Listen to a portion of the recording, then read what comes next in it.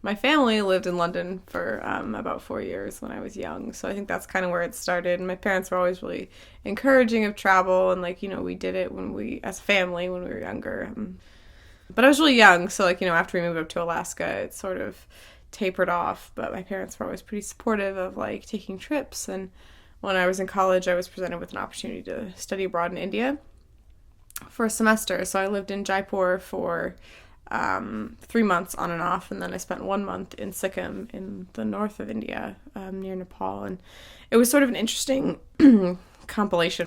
I was in India, so I kind of expected, I'm dealing with Indian culture, but the cultural differences between Jaipur and Gangtok in Sikkim was just night and day. It was so different. I mean, the people looked different, people spoke different language, people dressed different. It was I might as well have been in a separate country. So that was kind of an interesting dichotomy that I experienced. You go to a place like India with this mindset of how it's going to be, and then the first 2 weeks you're so overwhelmed about the noises and the sounds and the cows. There's cows in the street, real deal cows in the street.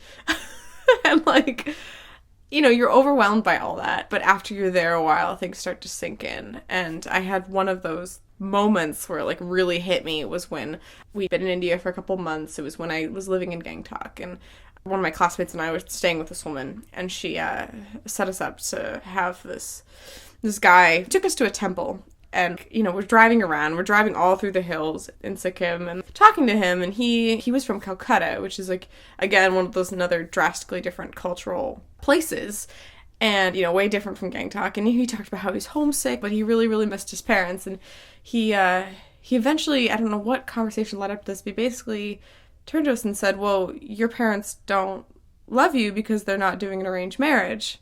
And we're like, what? He's like, well, you guys do love matches in the US, right? And we're like, yes.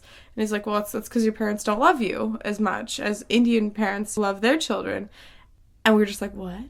We couldn't believe it. We're like, what do you mean? Of course they love us just as much. We just have the freedom to choose.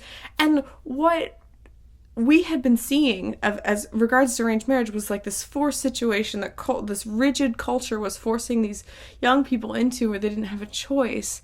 And then we realized maybe the other side of that is the way he saw it was that his parents helped him get into college, his parents raised him, his parents helped him with every other big decision in his life. Why wouldn't they help him find a wife?